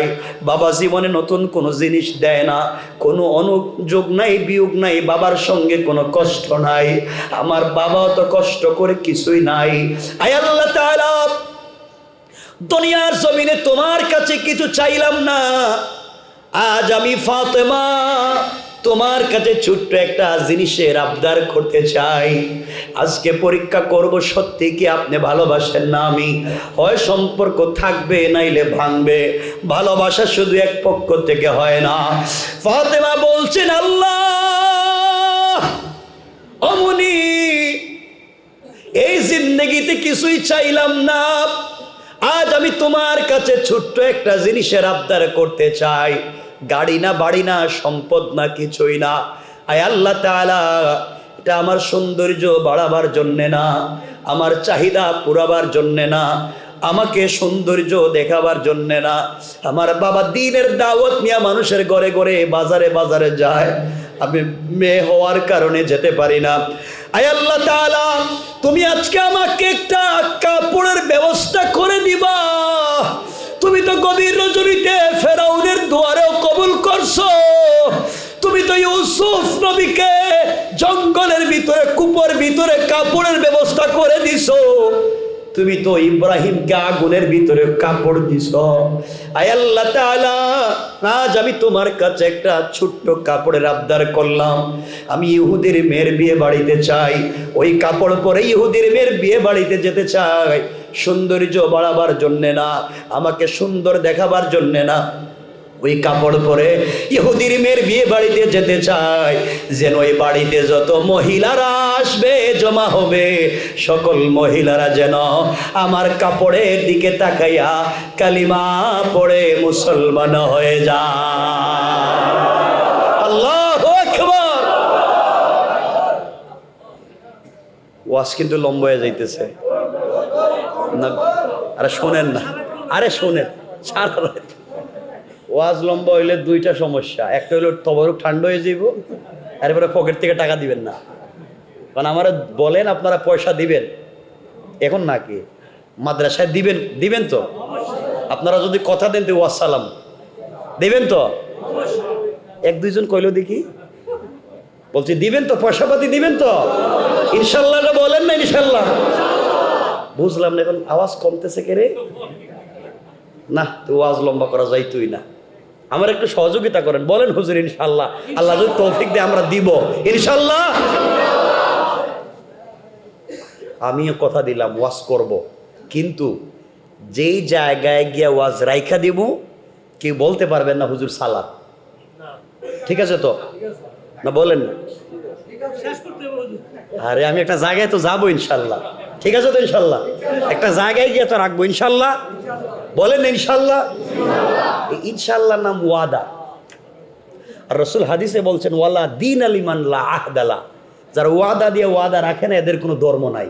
মানে আপনারা ওয়াদা দিছেন, আমি রেখে দিলে কিছু কইতে পারবেন না, কইলে তো ওয়াদা ভাঙ্গে যাইব। মানে আপনারা তাকে আমি কম চালাক না। কথা বুঝতে পারছেন? এখন আমরা সামনের দিকে যেতে পারি। হযরতে ফাতেমা কাঁদতেছেন কার কাছে? কথা বলেন না। কি চাইছে? কি চাইছে? কাঁদতে কাঁদতে জায়নামাজ ভিজাইয়া দিছে, মুসল্লা উঠাইয়া নামাজ শেষ করে গভীর রাতে দাঁড়ায় রইছে। কি যে করতাম, কালকেই বিয়ে, কাপড় চোপড় কিচ্ছু নাই। হঠাৎ তার নাকের মধ্যে আলাদা একটা সুঘ্রাণ লাগতেছে। কি রে, এমন গ্রাম তো আমি কখনো দেখি নাই। হঠাৎ করে ঘরের পশ্চিম কর্নারে তাকাইয়া দেখে দুইটা সুন্দর কাপড়ের প্যাকেট দেখা যায়। আল্লাহু আকবার। ফাতেমা কাপড়ের প্যাকেটগুলো হাতে নিছে, চিন্তা করে কে রাইখা গেল, দরজা বন্ধ, জানালা বন্ধ, আমি ঘরের ভিতরে, কে আসলো না, কাপড় ঢুকলো কেমনে? রাসূল পাক ঘরে বসা, কাপড় দুইটা নিয়ে কলিজার টুকরা বাবার কাছে গিয়ে বলছে, আব্বা আমি আল্লাহর কাছে কাপড় চাইলাম, কিন্তু কে জানি এটা রেখে গেছে। নবীজি কাপড়গুলো হাতে নিলেন, ফাতেমা চলে গেলেন, কাপড় প্যাকেটগুলো খুললেন। রাসূল খুলে দেখেন একটা প্যাকেটের ভিতরে একটা সালোয়ার, একটা কামিজ, আর একটা প্যাকেটের ভিতরে একটা ওড়না। ওটা তিনটা কাপড়, সালোয়ার, কামিজ আর ওড়না। রাসূল বুঝতে পারলেন কাপড়ের ডিজাইন করা স্টোন দিয়া, পাথর দিয়া পোশাকের ডিজাইন করা, ওড়নার মধ্যে গ্লাস টুকরা টুকরা করে ডিজাইন করা। এই ডিজাইনের কোনো কাপড় আমিও তো দেখি নাই, এমন সুন্দর পোশাক আমিও তো দেখি নাই। আর তিনটে পোশাক দিলেন, তিনটা পোশাক তো জান্নাতি মহিলাদের পোশাক হয়। এটা কোত্থেকে আইলো, কে দিয়ে গেল? আল্লাহু আকবার বলেন। নবীজি আশ্চর্য, পোশাক হাতে নিয়েছে, এত ডিজাইনের পোশাক কোত্থেকে আসলো? হঠাৎ শুনে ঘরের দরজায় কে যেন নক করতেছে। রাসূল দরজা খুলে দিলেন, জিবরিল আমিন হাজির হলেন, রাসূলকে সালাম করলেন, ইয়া রাসূলুল্লাহ আপনার ভাঙ্গা করে থাইকা আপনার মেয়ে খেয়ে না খেয়ে আল্লাহর সঙ্গে আমার সম্পর্ক করেছে, আজকে আল্লাহর কাছে একটা পোশাক চাইছে, আর আল্লাহ আমাকে দিয়া জান্নাতুল ফিরদাউস থেকে কাপড়গুলা পাঠাইয়া দিয়েছে। আল্লাহ পাঠাইয়া দিয়েছে। নবীজি কাপড়গুলো হাতে নিলেন, কতক্ষণ কাঁদলেন একা একা, যে আমার মেয়ে আমার ঘরে থেকে খেয়ে না খেয়ে আল্লাহর সাথে এমন একটা সম্পর্ক করছে। কান্না করতে করতে মেয়েকে ডাকলেন, কথা না বাড়িয়ে বলছেন, মানো কাপড়গুলো পরে আগামীকালকে বিয়েতে যাইও, পর্দার সাথে যাইও। কিসের সাথে? তো ফাতেমা কি পর্দা ছাড়া যাইব? ফাতেমা একে তো রাসূলে পাকের মেয়ে, খাদিজার গর্বে, রাসূলের ঔরসে হযরতে ফাতেমা, যাকে আল্লাহ বানাতে চায় সাইয়্যিদাতু নিসাই আহলিল জান্নাহ, জান্নাতি মহিলাদের নেত্রী যারে বানাতে চায়, সাইয়্যিদা শাবাবি আহলিল জান্নাহ, জান্নাতি যুবকদের নেতা হাসান হুসাইনের মা যাকে বানাতে চায়, আসাদুল্লাহিল গালিব, আল্লাহ যাকে বিজয়ী বাঘ বানিয়েছে হযরতে আলী, তার স্ত্রী যাকে বানাতে চায়, সে কি কম সুন্দর? কথা বলেন না কেন? এই ফাতেমাকে রাসূল বলছেন পোশাক পরে যাইও, পর্দার সাথে যাইও। পর্দার কথা কেন বলেন, এটা লম্বা তাফসীর, অন্য আলোচনা। রাসূল বুঝতে চাইলেন মহিলারা যেদিন নতুন পোশাক পরে ওই দিন পর্দা করে না। কথা বলেন না কেন? যেদিন মার্কেটে যায়, যেদিন বিভিন্ন বিয়ে শাদিতে যায়, বিভিন্ন কনভেনশন সেন্টারে যায়, নতুন পোশাক পরে ওই দিন কি পর্দা করে? নবীজি কথাগুলো বলতে চাইলেন, ওটা লম্বা আলোচনা, ওদিকে যাচ্ছি না আমরা, কারণ রাত্র বেশি হয়ে যাচ্ছে। শেষ কথা হলো নবীজি বলছেন বিয়েতে যাও। ফাতেমা পরের দিন বিয়েতে এই বাড়িতে আস্তে আস্তে চলে যাচ্ছেন। জান্নাতি পোশাক পরছে, একে তো ফাতেমা পরছে, আস্তে আস্তে নূর আলা নূর। ফাতেমা তো সুন্দর, এর মধ্যে জান্নাতি কাপড় আরো সুন্দর, নূর আর নূর হয়ে গেছে। মহিলার ঘরে, যেই ঘরের ভিতরে নতুন মেয়েটাকে অর্নামেন্টস জুয়েলারি পরাইয়া সুন্দর করে সাজগুজ করে বসে রয়েছে যেই মেয়েটা, ওই ঘরের ভিতরে ফাতেমা যখন ঢুকছে, সাথে সাথে পুরোটা ঘর জান্নাতুল ফিরদাউসের মেশকে আম্বরের গ্রানে মুখরিত হইয়া জান্নাতি কাপড়ের আলোতে পুরা ঘর আলোকিত হয়ে গিয়েছে। মহিলার এই মেয়েটার বাদ দিয়া যেই মেয়ের বিয়ে হওয়ার কথা, এই মেয়ের রাইখা ফাতেমার কাছে এসে বলতে, ফাতেমা ই কাপড় পাইলা কই? তুমি গরিব বাবার মেয়ে, আরে এত সুন্দর কাপড়, এত গ্রান, এত স্টোনের ডিজাইন, গ্লাসের ডিজাইন, এই কাপড় কই পাইছো ফাতেমা? এত সুন্দর কাপড় তো জীবনও দেখলাম না, কোন মার্কেট থেকে, কোত্থেকে কিনছো, কোথায় পাইছো? ফাতেমা বলছেন, ওইটা আমি কিনে আনছি। কি করছি? কিনে আনছি। মহিলারা কই কিনে আনছো মানে? গরিবের মেয়ে, 3 বেলা 1 বেলা খাবার পাও না, আর কিনে আনছো? ফাতেমা বলছে, না ঢং করলাম, কিনে আনি নাই, আমার এক প্রেমিক আছে, প্রেম করছি, হে আমার গিফট দিছে। সুবহানাল্লাহ বললেন না? এ আমার গিফট। মহিলা তো আরো খেপছে, কারণ মহিলাদের জিদ কম না বেশি? কথা বলেন না? আরো খেপছে। কই প্রেম করলি এত সুন্দর ডিজাইনের কাপড় দে? আমাদের কাপড় তো লাখ লাখ লাখ লাখ টাকা দামের কাপড়, লাখপতির ছেলে মেয়েরা আমরা আসছি, তোমার কাপড় দিকে আরো সুন্দর। ফাতেমা বলছেন, শোনো, যেটা দেখতেছো আমি পড়ছি, ওরা তোমাদের পড়ার তৌফিক নাই। তোদের বাপ দাদার 14 গোষ্ঠীর সম্পত্তি যদি বিক্রি করে দাও, আমার কাপড় কিনা দূরের কথা, একটা ফাত্তরে কিনতে পারবা না। আল্লাহু আকবার বললেন না? ফাতেমা কি ভুল বলছে? মহিলাদের তো জিদ বাইরে গেছে। কই কি গরিবের মেয়ে, আমাদের বাপ দাদার সম্পদ বিক্রি করে নাকি কাপড় পাইতাম না। ফাতেমা এই কাপড় আমরা কিনবই। ফাতেমা বলছেন, বললাম তো কিনতেই পারবা না, একটু এখানে হাত দিয়া নিজের গায়ে লাগাইয়া যাও গা, তোমরা এগুলা পাইবা না। মহিলাদের জিদ উঠে গেছে গা। যার বিয়ে হওয়ার কথা, হ্যাঁ কয় বাবার কাছে কি, আব্বা আমি আজকে বিয়ে করতাম না। ও বিয়ে করবে না কেন? কয় আপনি যেই মেয়েরে বলছিলেন গরিবের মেয়ে, ও যে কাপড় পরছে আর আমি যে কাপড় পরছি, আমার কাপড় দিয়ে মনে হয় তার জুতাই মুছা যাবে না। আল্লাহু আকবার।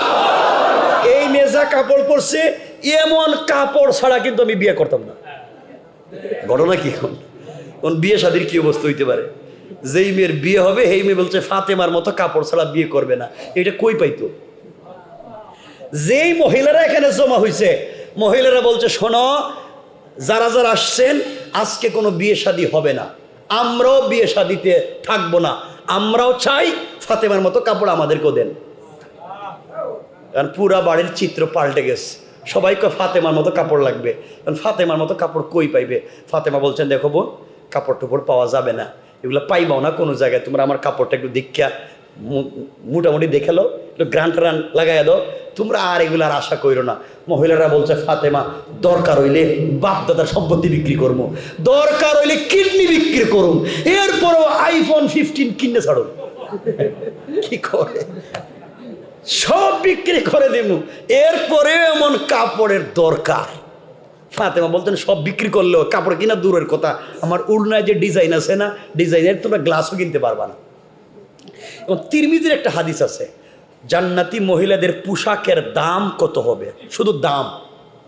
এই দামের ওয়াজ যদি আমি করি, লাগবে আর 2 ঘন্টা। পোশাকের দাম কত চিন্তা করছেন নি? যেগুলো বাদ, সব আজকে বাদ দিতেছে।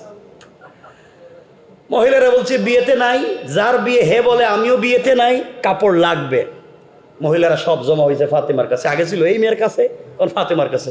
বোন বলস না কোন মার্কেট থেকে কিনছস? ফাতেমা বলছেন, শোনো, আমি যে মার্কেট থেকে কিনছি, তোদের বাপ দাদারা এই মার্কেটের নামও শুনে নাই। সুবহানাল্লাহ বললেন না? যে দোকান থেকে কিনছি, দোকানের নাম জিন্দেগিতে কল্পনাও করো নাই। মহিলারা তো কসকি, আমরা এই দেশের মার্কেট চিনি, বনানী, গুলশান, বারিদারা, সদরঘাট, ইসলামপুর, কোন দোকানে কি আছে, কোন জায়গায় সিফা গল্লি আছে, কোন জায়গায় ফুচকা পাওয়া যায়, কোন জায়গায় ছটপটি পাওয়া যায়, এটাও জানি। শেষ পর্যন্ত দোকানদার, ম্যানেজারের নাম্বারও মোবাইলে আছে। এই দেশের মহিলাদের জামাইয়ের নাম্বার মোবাইলে না থাকলেও দোকানের ম্যানেজারের নাম্বার আছে। কথা বলেন না কেন? অনলাইনে পোশাক কিনে অনলাইনে ডেলিভারি ম্যানের নাম্বার আছে। কথা বলেন না কেন? আমি কি ভুল বলতেছি? সব আছে। মহিলারা বলতেছে ফাতেমা কি ক, আমরা সব মার্কেট চিনি, তুমি দেখি ক মার্কেট চিনবো না। ফাতেমা বলছেন বোন, আমি যে মার্কেট থেকে কিনছি না, আমি যে প্রেম করছি যার সাথে, মার্কেটের মালিক হে নিজেই, নিজেই মার্কেটের মালিক, দোকানের মালিক হে নিজেই, এ আমার গিফট করছে। ফাতেমাকে মহিলারা বলছে আমরা সব একসাথে বিষ খাই মরে যাই, তুমি আমাদের কি দোকান চিনাইতে হইব, এখন কেমনে চিনাইব কন্ত, আর আপনাদেরকেই বা কেমনে চিনাইতাম। ফাতেমা বলছেন শোনা বোন, আমি যেই দোকান থেকে কাপড়টা কিনেছি, আমার বন্ধু আমাকে যে কাপড়টা দিয়েছে, যেই দোকান থেকে কিনে দিয়েছে, যেই দোকান থেকে নিয়েছি, ওই দোকানের নাম জান্নাতুল ফিরদাউস। যেই মার্কেট থেকে কাপড় কিনেছি, ওই মার্কেটের নাম জান্নাত। আর ওই মার্কেটে যে রাস্তা দিয়ে গিয়েছি, ওই রাস্তার নাম ইহদিনাস সিরাতাল মুস্তাকিম। মহিলারা, সিরাতে মুস্তাকিম নামক রাস্তা দিয়ে চললে সামনে গেলে জান্নাত নামক মার্কেট পাইবা, ওখানে গেলে পরে জান্নাতুল ফিরদাউস নামক দোকান পাইবা, ওখানে গেলে পরে আমার প্রেমিক মালিককেও পেয়ে যাইবা, ওখানে গেলে পরে আমার চাইতে আরো দামি দামি কাপড় পাইবা। মহিলারা চিন্তা করে জান্নাত, জান্নাতুল ফিরদাউস, এই নাম তো জীবনে চিন্তাও করতে পারলাম না। আমাদের দোকানের নাম সলিমুদ্দিনের দোকান, আর ফাতেমা কো জান্নাতুল ফিরদাউস, আর জান্নাত এটা কই পাওয়া যায়? ফাতেমা বললেন বোন আগেই বলছি, তোমরা এই মার্কেটও পাবা না, দোকানও পাবা না। মহিলারা বলছে, যেই মেয়েটার বিয়ে হওয়ার কথা, ওই মেয়ে বলছে ফাতেমা তোমার সঙ্গে আমার 12 বছরের সম্পর্ক না। সম্পর্ক তো ঠিক আছে, তুমি একা একা কি ওই মার্কেটে যাইবা, আমারে নিয়ে যাইতে পারবে না? ফাতেমা বললেন তোমরা কি সবাই যেতে চাও? সব মহিলারা বলছে দরকার হলে সব ছাইড়া দিব, এরপরে ওই মার্কেটে যাওয়া লাগবে, তোমার এই প্রেমিকের সাথে সম্পর্ক করাই লাগবে। সুবহানাল্লাহ বললেন না? ফাতেমা বললেন তোমরা কি এত দূর যাইতে পারবা? যাইতে পারবা মানে দরকার হলে বাপ দাদারে ছেড়ে দিমু, স্বামীরে ছেড়ে দিমু, মা বাপরে ছেড়ে দিমু, ছেলে মেয়েরে ছেড়ে দিমু, এরপর ওখানে যাওয়া লাগবে। ফাতেমা বললেন সত্যি তোমরা যাইতে চাও? সব মহিলারা বলছে ওয়াদা, যাইতে চাই। ফাতেমা বললেন ওখানে তো যে কেউ যাইতে পারে না, জান্নাতুল ফিরদাউস যে দোকান, বিশাল সিকিউরিটি এখানে আছে। জান্নাত নামক যে মার্কেট, এখানে বেশি সিকিউরিটি। আর যে সিরাত নামক যে রাস্তা, যে কেউ যাইতে পারে না, ভিআইপি রাস্তা, সিকিউরিটি রাস্তা। এই রাস্তা দিয়ে যেতে গেলে একটা আইডি কার্ড লাগে, পরিচয়পত্র লাগে। পরিচয়পত্র না দেখালে এই রাস্তা দিয়ে কেউ যাইতে পারে না। শুধু পরিচয়পত্র থাকলে হবে না, পরিচয়পত্রে একটা পিন নাম্বার আছে, পিন নাম্বার। ওই গোপন পিন নাম্বার যদি মনে না থাকে তাহলে তুমি যাইতে পারবে না। আইডি কার্ডে যদি আইডি কার্ডের নাম্বার না থাকে, আপনার আইডি কার্ডের কোনো ভ্যালু নাই। আপনার এটিএম কার্ড আছে, পিন নাম্বার মনে নাই, বুথ থেকে পয়সা তুলতে পারবেন না। ফাতেমা বলছেন এই রাস্তা দিয়ে তো যাইতে পারবে না আইডি কার্ড ছাড়া, আইডি কার্ড থাকলেও হবে না যদি পিন নাম্বার মনে না থাকে। এখন তোমরা আমারে বলো, এই আইডি কার্ড কি তোমরা নিতে চাও? এই পিন নাম্বার কি তোমরা নিতে চাও? এর জন্য তোমাদেরকে বহুত কষ্ট করা লাগবে। মহিলারা বলছে সব ছাইড়া দিমু, এরপরও আইডি কার্ডের দরকার। সুবহানাল্লাহ বললেন না?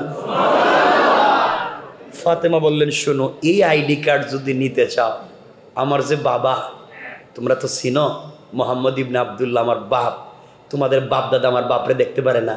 আমার বাপ এই পৃথিবীতে শুধু এই আইডি কার্ডেরই দাওয়াত দেয়, এই আইডি কার্ড বিতরণ করে, কিন্তু তোদের বাপ দাদারা আমার বাপকে গালাগালি করে।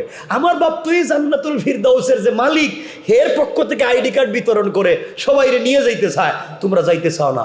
মহিলারা কও কি তোমার বাপ এটা বিক্রি করে, এটা দেয়, তাহলে আমরা তো তোমার বাপের কাছে যাওয়া লাগবে। ফাতেমা বলে যাওয়া লাগবে না, আমার কাছেও আছে। সুবহানাল্লাহ বললেন না? তোমরা কি নিতে চাও? মহিলারা বলছি এক পায়ে খাড়া, আমাদের লাগবে এটাই। ফাতেমা বললেন শোনো, সিরাতে মুস্তাকিম নামক রাস্তা দিয়ে যদি চলতে চাও, যে আইডি কার্ড লাগবে, পরিচয়পত্র, ওই পরিচয়পত্রের নাম হলো ইসলাম, আর পিন নাম্বার হলো লা ইলাহা ইল্লাল্লাহ মুহাম্মাদুর রাসূলুল্লাহ। ও মহিলারা, ইসলাম নামক আইডি কার্ড ধারণ করে লা ইলাহা ইল্লাল্লাহ নামক পিন নাম্বার যদি মনে প্রাণে দিলে লাগাইয়া দিতে পারো রে, সামনে গেলে সিরাতে মুস্তাকিম নামক রাস্তা পাইবা। ওই রাস্তা দিয়া চললে সামনে গেলে জান্নাত নামক মার্কেট পাইবা। ওখানে গেলে জান্নাতুল ফিরদাউস নামক দোকান পাইবা। ওখানে গিয়ে যদি আমার মালিকের সঙ্গে সম্পর্ক করতে পারো রে, শুধু একটা কাপড় দিবে তা নয়, এমন 10টা 20টা 100টা জান্নাতুল ফিরদাউসও দিয়ে দিতে পারে।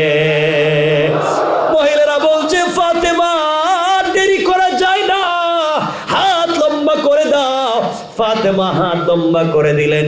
একসাথে ফাতেমার কাপড়ের দিকে তাকাইয়া কেউ বললেন 300 জন, কেউ বললেন 352 জন, কেউ বললেন 400 জন, কেউ বললেন 472 জন মহিলা একসাথে কালিমা পড়ে মুসলমান হয়ে যায়।